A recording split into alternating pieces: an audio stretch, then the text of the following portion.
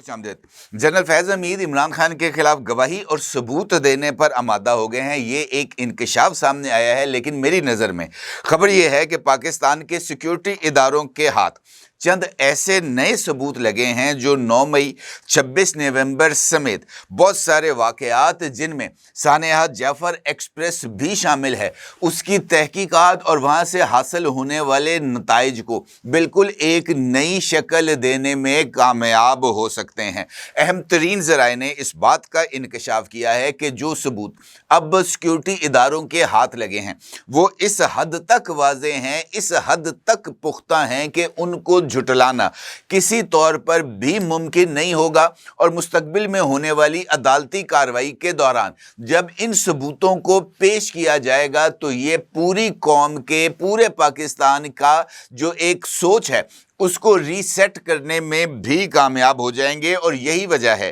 कि कल जारी होने वाली प्रेस रिलीज का आखिरी पैराग्राफ, जो कि इस वक्त टॉक ऑफ द टाउन बना हुआ है, वो बहुत ही ज़्यादा अहमियत का हामिल है। इसका मतलब ये है कि 9 मई की तहकीकात एक सादा तफ्तीश नहीं, बल्कि ताकत के इस्तेमाल, पॉलिटिकल इंजीनियरिंग और रियासती इदारों के अंदरूनी रोल की रीअसेसमेंट के मुतरादफ है। और मामला अब रीअसेसमेंट तक जा पहुंचा है और अब मुमकिना तौर पर इसकी जद में पाकिस्तान के अहम सिक्योरिटी इदारे, बल्कि अगर मैं ये कहूं कि दीगर इदारों की सरकर्दा शख्सियात भी आएंगी तो ये कहना भी कुछ ज़्यादा गलत नहीं होगा। प्रेस रिलीज के अल्फाज गैर मामूली क्यों हैं और वो किस बुनियाद पर इस वक्त टॉक ऑफ द टाउन बने हैं। 5 दिसंबर को DISPR लेफ्टिनेंट जनरल अहमद शरीफ की प्रेस कॉन्फ्रेंस के इशारे किस तरफ उंगली उठा रहे हैं। जनरल फैज़ हमीद को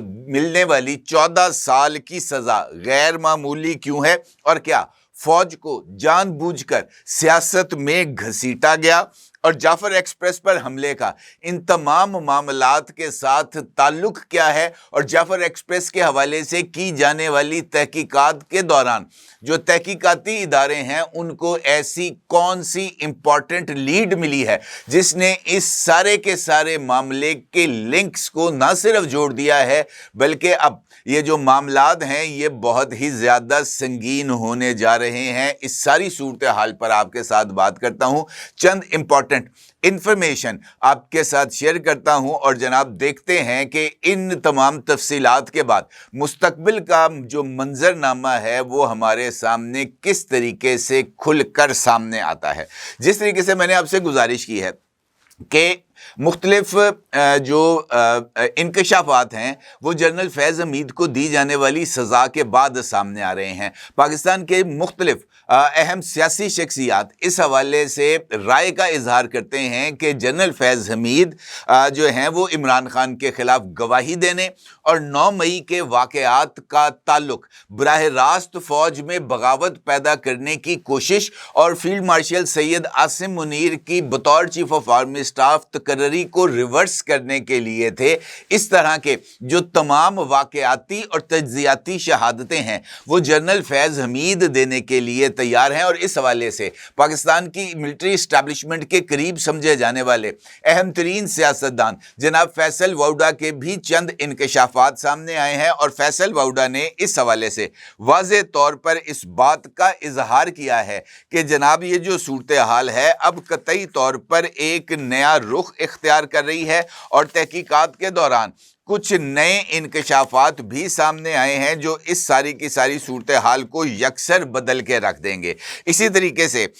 जनाब तलाल चौधरी और उसके बाद ख्वाजा आसिफ के बयानात भी सामने आए हैं, लेकिन चूँकि ये पॉलिटिकल लीडर्स हैं इनकी जो बात है वो अमूमी तौर पर अपनी ही सियासत के इर्द गिर्द घूमती है। हम बराह रास्त उन इंकशाफात पर जाएंगे जहाँ से इस सारे मामले का ताना बाना जुड़ता है, यानी 9 मई के वाक़यात। 9 मई की वाक़यात के हवाले से जो जनरल फैज़ हमीद को सज़ा मिलने के बाद जो प्रेस रिलीज़ ISPR की तरफ से जारी की गई थी और उसका आखिरी पैराग्राफ जिसमें ये बात कही गई थी कि सियासी अनासर के साथ मिलकर इंतशार और अदम इस्तेहकाम फैलाने समेत दीगर मामलात में मुदाखलत के पहलू علیحدہ طور پر دیکھے جا رہے ہیں۔ انفیکٹ یہ جو پیراگراف ہے وہ اس وقت ٹاک آف دی ٹاؤن ہے۔ اور اگر آپ اس پریس ریلیز کے یہ جو میں نے ابھی آپ کے سامنے الفاظ دہرائے ہیں تو یہ الفاظ بہت زیادہ غیر معمولی ہیں، کیونکہ ایک جانب اس میں پولیٹیکل کولیژن یعنی سیاسی ملی بھگت کا لفظ استعمال ہوا ہے، اور یہ لفظ عام طور پر کسی منظم نیٹ ورک، سیاسی رہنماؤں اور ریاستی عناصر کے درمیان رابطوں کی طرف اشارہ ہوتا ہے، اور اس سے تاثر ملتا ہے کہ زیر تفتیش واقعات میں کچھ سیاسی کردار، کچھ سابق سرکاری اور سیکیورٹی شخصیات اور ممکنہ طور پر غیر ملکی نیٹ ورکس کے درمیان کوارڈینیٹڈ انڈرسٹینڈنگ کا شبہ موجود ہے، کیونکہ اس پیراگراف میں جس طریقے سے پولیٹیکل کولیژن کا لفظ استعمال کیا گیا ہے یہ انہی ممکنہ پہلوؤں کی طرف اشارہ کرتا ہے۔ اور اگر دیکھا جائے تو اس سارے معاملات میں جنرل فیض حمید کے خلاف جو تحقیقات بعد از ریٹائرمنٹ سیاست میں مداخلت کے حوالے سے کی جا رہی ہے، جو کہ آفیشیل سیکرٹ ایکٹ کے ساتھ ساتھ آرمی ایکٹ کے بھی خلاف ہے، تو یقینی طور پر جنرل فیض حمید اکیلے تو سیاست کے اندر مداخلت نہیں کر رہے ہوں گے۔ یقینی طور پر اگر وہ کسی پولیٹیکل لیڈر کے ساتھ یا کسی پولیٹیکل جماعت کے ساتھ مل کر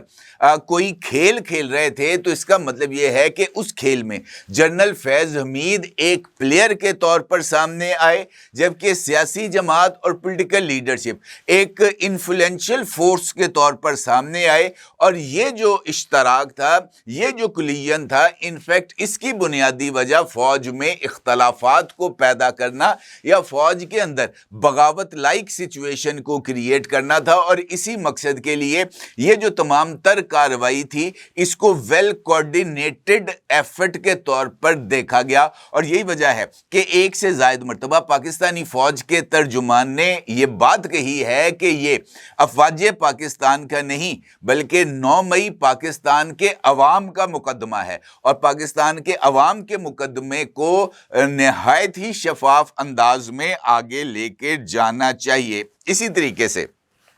یہ جو پریس ریلیز ہے اس میں انتشار اور اس کے ساتھ ساتھ عدم استحکام یعنی اشتعال انگیزی انسٹمنٹ کے لفظ بھی استعمال کیا گیا۔ یہ جو لفظ ہے اشتعال انگیزی کا یا انسٹمنٹ کا،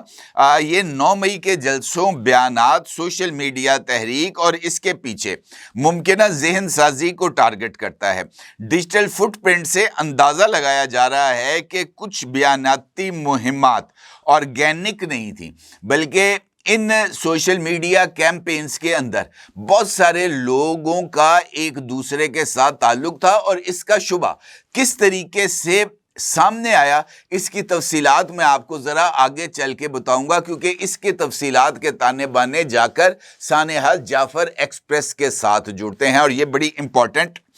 پیش رفت ہے۔ اسی طریقے سے عدم استحکام یعنی ڈی اسٹیبلائزیشن کا لفظ آخری پیراگراف میں استعمال کیا گیا۔ یہ لفظ ریاستی اداروں کے نزدیک اس وقت استعمال ہوتا ہے جب معاملہ جو ہے وہ تشدد سے بڑھ کر ریاست کو دباؤ میں لانے یا ریاستی ڈھانچے کو ریکنفیگر کرنے کی کوشش سمجھی جائے۔ یہ لفظ کا استعمال اشارہ دیتا ہے کہ 9 مئی محض ری ایکشن نہیں تھا، بلکہ کسی بڑی سیاسی انجینئرنگ یا کاؤنٹر انجینئرنگ کی کوشش کا حصہ ہو سکتا ہے۔ اس کا مطلب یہ ہے کہ یہ 9 مئی محض ایک ری ایکشن نہیں تھا، بلکہ یہ well coordinated, well designed and well planned activity تھی، اور اس ایکٹیویٹی کے تانے بانے جا کر اس بات سے جڑتے ہیں کہ کسی نہ کسی طریقے سے فوج کو گھسیٹ کر سیاست میں مداخلت کرنے پر مجبور کیا جائے۔ اور سیاست میں مداخلت کیا تھی؟ آرمی چیف کی اپوائنٹمنٹ، اور چونکہ وہ ایک پولیٹیکل لیڈر کی طرف سے کی گئی تھی، ایک پولیٹیکل جماعت اس کے اوپر جو ہے وہ پیرا دے رہی تھی، لہٰذا اس سارے عمل کا تعلق یہ تھا کہ کسی نہ کسی طریقے سے فوج کے اندر اس طرح کی بغاوت کو کریٹ کیا جائے، جس کے نتیجے میں یہ جو اپوائنٹمنٹ کی گئی تھی 29 نومبر کو، اس کو کینسل کر کے وہ استعفیٰ جو کہ 30 नवंबर को दिया गया था उसको मुस्तरद करके उस शख्सियत को दोबारा जो है वो रीइंस्टेट किया जाए, उसकी जो सर्विसेज थी उसको रिटेन करते हुए उसको आर्मी चीफ के ओहदे पर अपॉइंट किया जाए। और वो शख्सियत कौन थी जिसने 30 नवंबर को इस्तीफ़ा दिया था? यकीनी तौर पर जनरल फैज़ हमीद। इसका मतलब ये है कि इस बगावत का मकसद पॉलिटिकल पावर को इस्तेमाल करते हुए जनरल आसिम मुनीर को उनके ओहदे से हटाना और जनरल फैज़ हमीद को उनकी जगह पर अपॉइंट करना था। ये बात अब एक जो है ना वसी पैमाने पर इसके ना सिर्फ डॉट्स कनेक्ट होते हैं बल्कि वाज़े तौर पर इस हवाले से इशारे 5 दिसंबर को होने वाली प्रेस कॉन्फ्रेंस में भी सामने आए थे। अगरचे उस प्रेस कॉन्फ्रेंस को पाकिस्तान के मीडिया ने महज ज़हनी मरीज की हद तक ही फोकस रखा। ज़हनी मरीज के नाम के इर्द गिर्द ही इस प्रेस कॉन्फ्रेंस को घुमाया गया। अगरचे इस प्रेस कॉन्फ्रेंस में और भी बहुत सारी चीज़ों का जिक्र किया गया था। 9 मई को का हवाला देते हुए डीजी आईएसपीआर का यह कहना था कि यह स्पॉन्टेनियस नहीं था बल्कि मुनज़्ज़म था। लेकिन पाकिस्तानी मीडिया ने इस जुमले के ऊपर फोकस नहीं किया। इसका मतलब यह था कि पहले प्लानिंग की गई, उस प्लानिंग की बुनियाद पर नैरेटिव बिल्डिंग की गई और नैरेटिव बिल्डिंग के लिए सोशल मीडिया को उस नैरेटिव के साथ अलाइन किया गया, कोऑर्डिनेट किया गया और फिर कुछ लोगों को जो है वो इस्तेमाल करते हुए इदारों को इस्तेमाल करने की कोशिश की गई। ये जुमला ना सिर्फ बहुत ज़्यादा भारी था क्योंकि इस जुमले ने पहली मर्तबा ये इतराफ़ किया गया कि इदारों के अंदर से भी सियासी खेल को लिवरेज किया जाता रहा है। और इस जुमले को अब अगर हम इस प्रेस रिलीज के आखिरी जुमलों, आखिरी पैराग्राफ और जनरल फैज़ हमीद को मिलने वाली सज़ा के साथ रखें तो हमारे सामने पिक्चर क्लियर हो जाती है कि इदारा जो है वो अब अपनी अंदरूनी रीअसेसमेंट भी कर रहा है, अपने अंदर से सफाई भी कर रहा है और अपने अंदर मौजूद जो पॉलिटिकल इन्फ्लुएंस्ड लोग हैं उनको भी साइड लाइन किया जा रहा है। और 9 मई को जो कोर कमांडर लाहौर उस वक्त के थे उनको जिस तरीके से हटाया गया और 9 मई को जो कि एक पूरी एक एफर्ट्स के अंदर शामिल लोग थे उनको भी कोर्ट मार्शल के ज़रिए ओहदों से हटाया गया। ये एक अंदरूनी सफाई का अमल भी था और रीअसेसमेंट भी थी। और अब ताज़ा तरीन डेवलपमेंट्स के बाद जो कि ब्लैक एंड वाइट के अंदर प्रूफ सामने आए हैं उसके बाद भी मेरे नज़दीक ये कहना अब ज़्यादा आसान है कि मज़ीद कुछ लोगों के ख़िलाफ़ भी कार्रवाई होगी। और यही वजह है कि ये डीजी आईएसपीआर ने कहा था कि जो भी मुलव्वस है वो सामने आएगा। यानी पहली मर्तबा ये पैगाम दिया गया कि लाइन कोई मुकद्दस नहीं है, अकाउंटेबिलिटी हर तरफ जाएगी। और यही वजह है कि जनरल फैज़ हमीद की सज़ा ना सिर्फ गैर मामूली है बल्कि ये इस बात की तरफ भी इशारा कर रही है कि 9 मई को इदारे के अंदर से लिवरेज करने वाले जो तमाम तर अफराद थे उनकी भी जो फहरिस्त है वो शायद मुरतब कर ली गई है और इस रीअसेसमेंट के ज़रिए जो तमाम तर ऐसे लोग थे उनको अपने ओहदों से हटना पड़ेगा। अब बात करते हैं जाफर एक्सप्रेस की। मुझे अगर आपने डीजी आईएसपीआर की 5 दिसंबर की प्रेस कॉन्फ्रेंस देखी हो या अगर आप उसको यूट्यूब के ऊपर दोबारा देखें तो वहाँ पर उनके चंद जुमले जो कि जाफर एक्सप्रेस के वाक़े के हवाले से थे वो भी मीडिया की तवज्जो हासिल नहीं कर पाए। अलबत्ता ताज़ा तरीन डेवलपमेंट्स के अंदर ये बात सामने आई है कि जाफर एक्सप्रेस का जो वाक़या था वो अगरचे उसकी ज़िम्मेदारी बीएलए ने कबूल की थी। अलबत्ता इस वाक़े की तहकीकात के दौरान जो तहकीकाती इदारे थे उन्हें ये शुबा हुआ कि इस वाक़े को जिस तरीके से सोशल मीडिया पर हाइप देने के लिए इस्तेमाल किया गया, जिस तरीके से पाकिस्तानी फ़ौज को दबाव में लाने के लिए इस्तेमाल किया गया, वो एक मुनज़्ज़म साजिश का एक हिस्सा था। और जब वो तमाम अकाउंट्स जो कि इन्वॉल्व रहे हैं सानिया जाफर एक्सप्रेस में बीएलए या बीएलए की कार्रवाई को ग्लोरीफाई करने में, जब उनकी तहकीकात की गई तो ये नुक्ता सामने आया कि उनमें से बहुत सारे अकाउंट्स ऐसे थे जो कि एक सियासी जमात यानी पाकिस्तान तहरीक इंसाफ के साथ भी लिंक करते थे। उस वक़्त ये शुबा हुआ इदारों को कि शायद ये एक अलग से शायद एक इत्तफाक हो सकता है। उस इत्तफाक की बुनियाद के ऊपर उस वक़्त इन सारे मामलात में पाकिस्तान तहरीक इंसाफ का नाम नहीं लिया गया, लेकिन एक शुबा यकीनी तौर पर पैदा हुआ, क्योंकि जाफर एक्सप्रेस के वाक़े से पहले जिस तरीके से इंडियन अकाउंट्स बाबा बनारस टाइप जो थे वो एक्टिव हुए थे, जिस तरीके से इंडियन मीडिया ने